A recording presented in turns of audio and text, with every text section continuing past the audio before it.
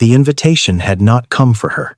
Claire understood that clearly as she stood in the parking lot of the Grand Oleander Hotel, engine still running, hands resting on the steering wheel at 10 and 2 like her driving instructor had taught her a decade ago.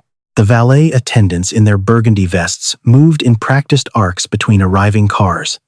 Guests stepped out in silk and wool, their laughter already polished to a shine before they even reached the entrance. Everything about this evening had been designed to impress, and none of it had been designed with her in mind. She turned off the engine. The envelope was in her bag. She had read its contents so many times in the past 3 days that she no longer needed to unfold the papers to see them. The numbers were memorized. The account names were memorized. The dates, carefully chosen dates, all falling within the 60-day window before Ethan had filed for divorce, were memorized. Someone had gone to significant trouble to copy those documents, seal them in a plain white envelope, and leave them on her doorstep between Thursday night and Friday morning. She had no idea who. She had no idea why now. But the small, handwritten note, tucked beneath the documents, had been clear. The only witness who can confirm these records will be at the Saturday reception. He leaves the country Sunday morning. After that, this window closes. One night, one person, one chance. Claire pressed her palm flat against her stomach. 7 months along, and the baby had been restless all afternoon, shifting and rolling as if it too understood that something was different about today. She breathed in through her nose, out through her mouth, the way the midwife had shown her. She was not here to cause a scene. She was not here to beg, to cry, to throw anything in anyone's face. She was here because her child's future had been quietly stolen before the child had even drawn a first breath, and the one person who could confirm that theft was somewhere inside that hotel, sitting at a table with a glass of champagne, counting the hours until his flight. That was the only reason she had come. She opened the car door and stepped out into the warm evening air. She had not always been the kind of woman who needed to remind herself why she was doing something. There had been a time not so long ago, though it felt like another life, when Claire had moved through the world with a quiet certainty that things would work out. Not because she was naive, because she had worked hard, been careful, built something real. A shared apartment, a shared savings account, a marriage she had believed in with the particular depth of someone who does not give trust easily and, once given, gives it completely.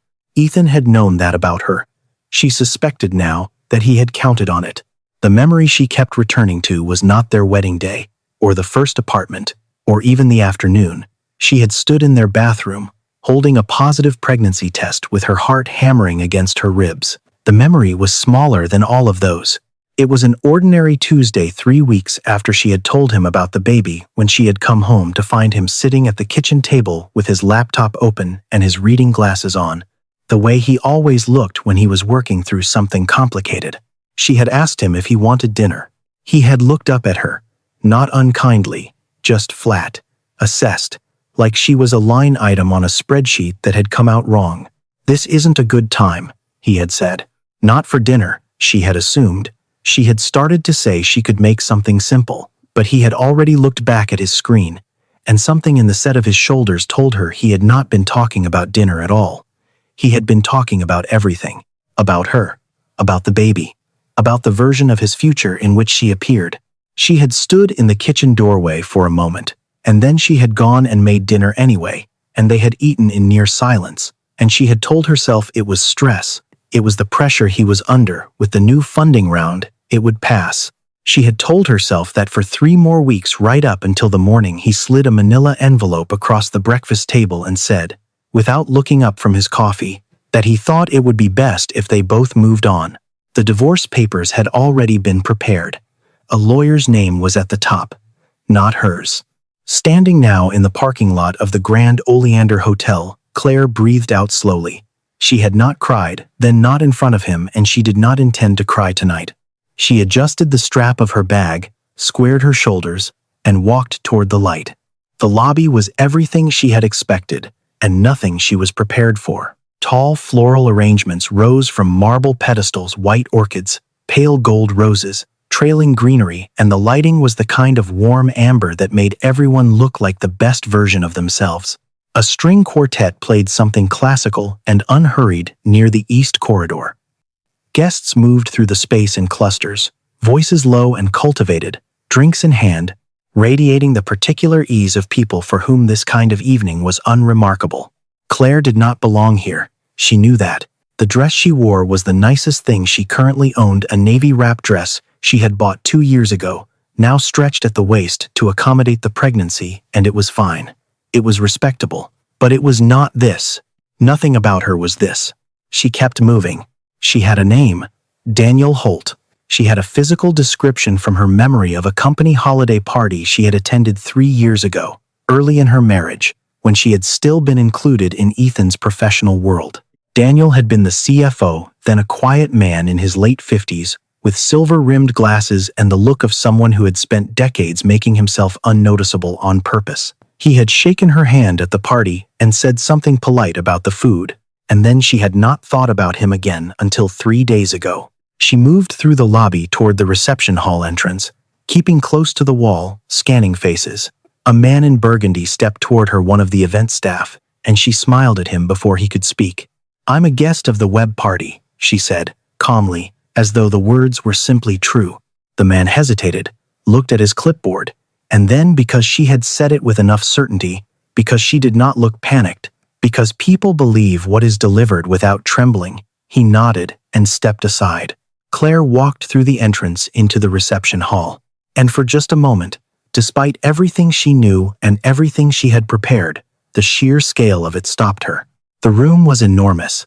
Round tables dressed in ivory linen stretched across a gleaming floor. Chandeliers cast a warm cascade of light over 300 guests who were already seated, already talking, already laughing. At the far end, an elevated stage held 2 ornate chairs framed by an arch of white roses that must have taken an entire florist's staff a full day to build. And at the center of that arch, in a tailored charcoal suit with a white rose boutonniere, stood Ethan. He had not seen her yet. He was laughing at something a man beside him had said, head tilted back slightly, that particular laugh he performed for people he was trying to charm. She knew that laugh. She had once thought it was real. Claire looked away before she could feel anything about it, and began scanning the room for Daniel Holt. She found him at table 14, seated near the back of the hall, slightly apart from the conversations happening around him, a glass of water, not champagne, in front of him. He looked older than she remembered. Smaller, somehow. The silver-rimmed glasses were the same. She approached from his left side, slowly enough that he would see her coming. When he looked up and recognized her, his face did something complicated, a flash of something that might have been relief or guilt or both at once, and then settled into careful stillness. "Mrs. Mercer," he said, under his breath. "Miss Bennet," she corrected, just as softly. She had gone back to her name 3 months ago. "May I sit for a moment?" He nodded. She sat. For a few seconds, neither of them spoke. Around them, the room continued its celebration, oblivious. "It was you," she said. Not a question. Daniel Holt looked at his water glass. "I stayed quiet for 2 years," he said. "I told myself it wasn't my business, that I'd signed NDAs, that I had a pension to protect." He paused. "Then I heard you were pregnant, and he'd left you with nothing, and I couldn't." He stopped, pressed his lips together. "The documents are real," he said. "Every transfer, every date. I was in the room when he instructed the lawyers. I knew what he was doing." He finally looked at her directly. "I'll confirm it. In writing. On record. Whatever you need. But it has to be tonight. My flight leaves at 6 tomorrow morning, and I don't intend to miss it." Claire held his gaze for a moment. Then she nodded. "Tonight," she said. "Thank you." She stood, smoothed the front of her dress over her stomach, and turned back toward the room. The ceremony had already concluded by the time she had found her seat near the side wall. Whatever vows had been exchanged, Claire had missed them, and she was grateful for that. There were limits to what a person could be asked to witness in a single evening. The reception had shifted into its early rhythms. Waitstaff moving between tables with trays of appetizers. The string quartet replaced now by a DJ setting up near the dance floor. The low roar of 300 conversations filling the room like a tide coming in. She did not see Sophia approach until the woman was 2 feet away. You're her, aren't you? Sophia said.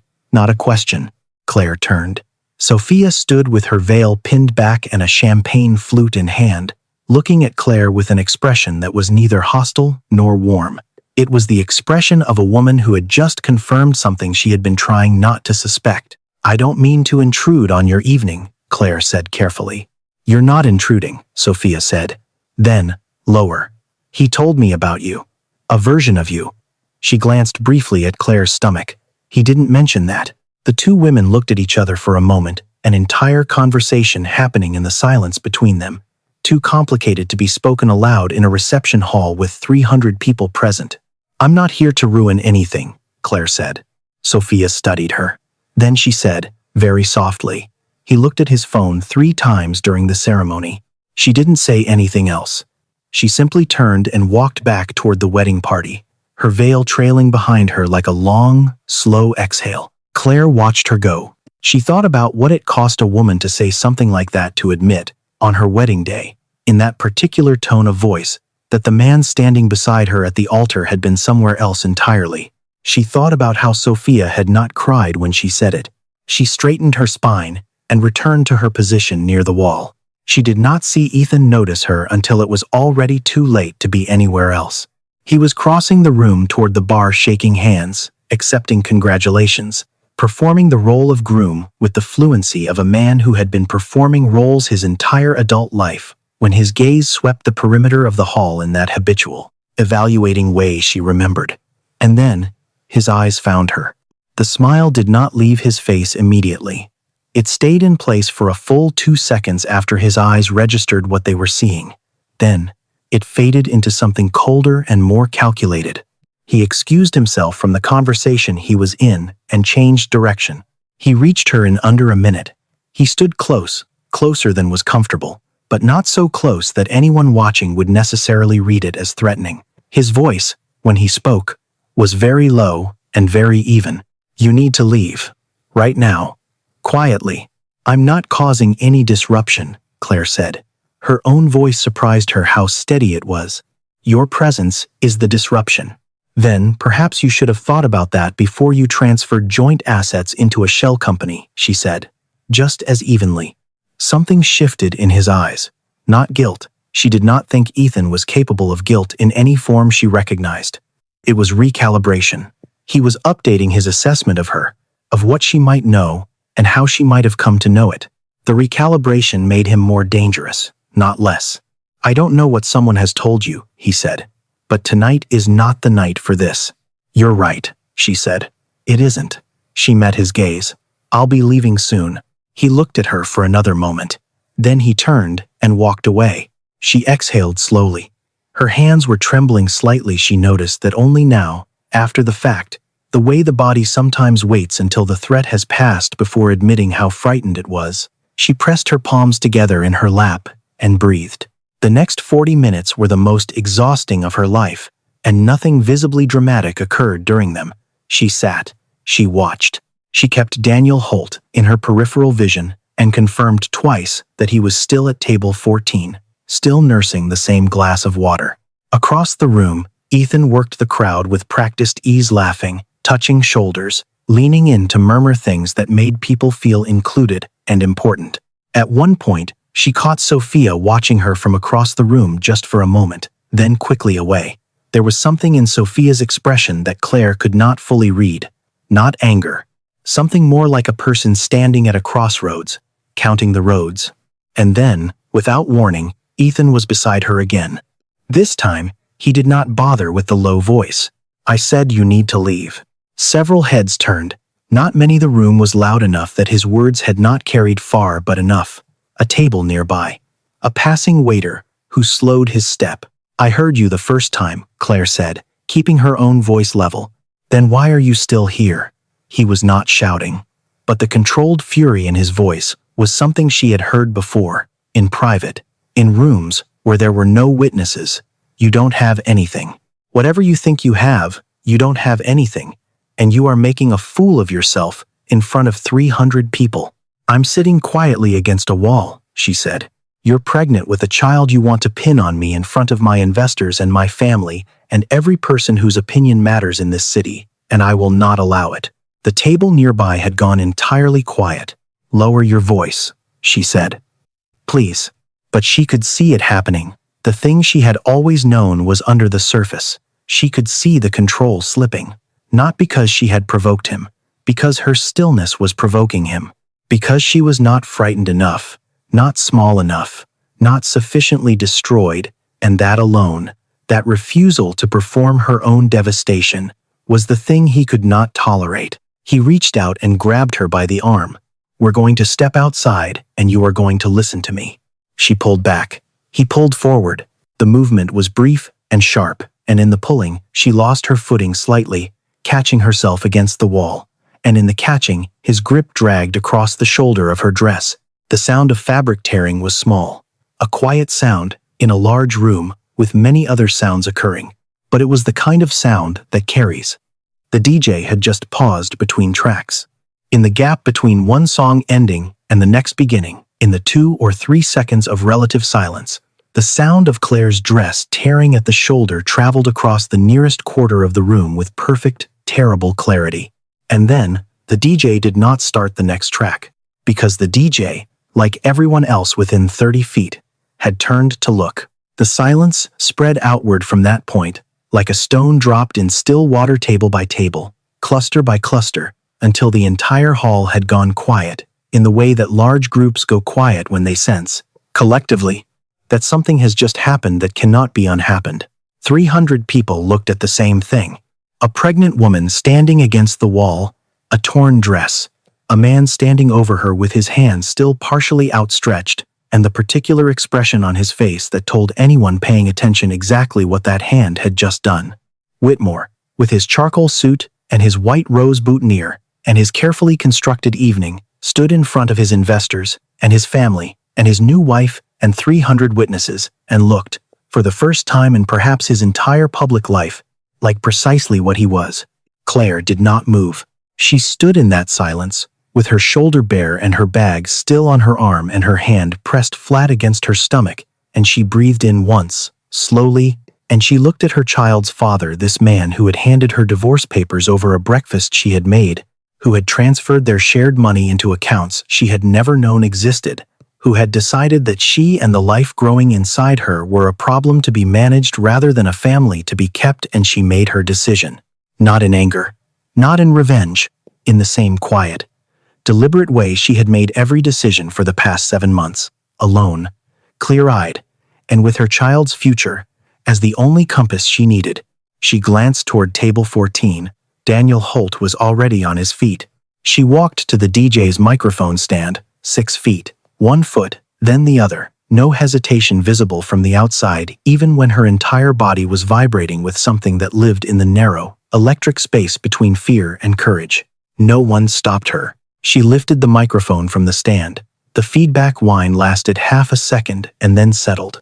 Every face in the room was turned toward her. She found, in scanning them, that she could not look at any individual person. She looked at the middle distance instead, at the space between the chandeliers and the white rose arch, where the light was warmest and there was nothing to look at but air. She placed her free hand on her stomach, and then she spoke. "My name is Claire Bennett," she said. "Until 8 months ago, I was Claire Donovan. I was married to the groom for 4 years." She paused, not for effect, because her throat needed a moment. "I'm not here tonight to ruin a wedding. I want to be clear about that, because I think it matters. I'm here because 8 months ago, while I was pregnant, my husband handed me divorce papers and left. And in the months between when he decided to leave and when he filed those papers, he made a series of financial decisions that I believe this room deserves to know about." A sound from somewhere behind her, "Ethan," beginning to move. She continued. "The assets my husband and I accumulated during our marriage jointly, legally, on paper, were transferred, in the 60 days before he filed for divorce, into a holding company I had no knowledge of and no access to. The transfers were structured to fall below the reporting thresholds that would have triggered legal review. By the time the divorce was finalized, there was nothing left to divide." She reached into her bag with one hand, keeping the microphone steady with the other. She produced the envelope and set it on the nearest table. "These are copies of the relevant documents. Account numbers, transfer dates, the name of the holding company. They have been verified. She's lying. Ethan's voice came from behind her, controlled, smooth, pitched to carry without sounding desperate. He was good at this. She's a bitter ex-wife making false allegations at my wedding because she couldn't accept that our marriage ended. This is harassment. Someone please call security. One or two people shifted. Someone near the back of the room looked toward the exit. The moment teetered. And then a chair scraped back at table 14. Daniel Holt stood up. He was not a tall man, or a dramatic one. He stood the way he always had, slightly stooped, the posture of a man who had spent decades trying to take up as little space as possible. He did not reach for a microphone. He simply stood and spoke in a voice low enough that the room had to go even quieter to hear him. My name is Daniel Holt. I was Chief Financial Officer of Mercer Capital Group for 6 years. I was present in the room when the transfer instructions were given. I reviewed the documentation. I understood at the time what they were designed to accomplish. He adjusted his glasses. Miss Bennett is telling the truth. The silence after that was different from the silence before. The first silence had been shock. This silence was something heavier. The silence of 300 people absorbing information and beginning, individually and collectively, to understand its implications. At a table in the front third of the room, a man named Richard Caldwell set down his champagne glass. He was 61 years old and had been preparing for the better part of 6 months to anchor the largest funding round of Mercer's career. He picked up one of the document copies that had been passed along the tables. He read it for approximately 45 seconds. Then he set it down, pushed back his chair, took his phone from his jacket pocket, and walked toward the exit without a word. 30 seconds later, a woman 2 seats to his left folded her copy of the documents into her clutch and followed. Then a third, then a fourth, each departure, quiet, precise, a small statement that accumulated into something enormous. Ethan stood in the center of his wedding reception and watched his future walk out of the room. He had spent 20 years building the particular architecture of this moment, the right venue, the right guest list, the right woman beside him, the right story told in the right sequence. He had understood, with the clarity of someone who has always treated his own life as a project to be optimized, that a man's reputation is not made of what he is, but of what can be confirmed about him in a room full of witnesses. He had simply not accounted for what happens when the wrong witness stands up. His face, which had held its composure through almost everything this evening, was now doing something he could not control. Not collapse, but a loosening. A slippage at the edges, where the muscles had been holding too long, and the effort had finally become greater than the result. He looked at Claire. She looked back at him. She set the microphone carefully back on its stand, the small, precise gesture of someone who has finished what they came to do and reached down for her bag. Sophia had not moved from her position near the head table throughout all of it. She had stood there through Daniel Holt's testimony and the departure of the investors and her new husband's increasingly visible unraveling, with her hands clasped in front of her and her face wearing an expression that Claire could only describe as a woman finishing a thought she had started a long time ago. When the room had settled into its new, irreversible configuration, Sophia walked to where Ethan was standing. She stood in front of him for a moment. "Do you have a child with her?" she said, not loudly, but the room was quiet enough. Ethan opened his mouth, closed it. The silence lasted 5 seconds, long enough that every person within earshot understood that it was not a pause before an answer. It was the answer. Sophia nodded once, slowly, the nod of someone confirming something to themselves rather than agreeing with anyone else. She reached up and unpinned her cathedral veil. She folded it once, carefully, with the deliberateness of someone performing a small ceremony of their own. She set it on the head table beside the untouched wedding cake. Then she picked up her clutch, walked past Ethan without looking at him again, and left through the side entrance. Her mother followed, her maid of honor, one by one. The people on her side of the evening followed her out, until the room had divided itself along a line that everyone could see and no one had drawn. Claire stood near the side wall and watched the room come apart at its carefully constructed seams. She did not feel triumphant. She had expected something large and clarifying some release of the pressure that had been building in her chest for 8 months. What she felt instead was quieter and stranger, a settling, like something that had been braced against impact had realized, gradually, that the impact was over. Her shoulder was still bare where the dress had torn. She hadn't thought about it until now. An older woman at the nearest table, a guest she did not recognize, reached across and gently draped a linen napkin over Claire's shoulder without a word. It was the smallest kindness of the evening. For reasons Claire could not have entirely explained, it came closest to undoing her. She did not let it. She pressed her lips together, thanked the woman softly, and picked up her bag. Daniel Holt appeared at her elbow. "I'll be in contact with your attorney Monday morning," he said. "I've already written the statement. It's notarized." "Thank you," she said. He nodded once, replaced his silver-rimmed glasses, and walked toward the exit. Claire left through the main entrance. The lobby was quieter now. A few guests had drifted out ahead of her, people in murmured conversation, people making phone calls with their backs turned. They moved aside as she passed. The night air outside was warm and soft, and smelled faintly of cut grass from somewhere beyond the parking lot. She found her car, unlocked it, and lowered herself into the driver's seat with the careful slowness of a woman 7 months pregnant who has been on her feet for 3 hours. She sat. She placed both hands on the steering wheel and breathed. The baby moved. A slow roll, unhurried, the way the baby moved when it was settling in for sleep. "There you are," she thought. "Still here. Both of us." She had not won.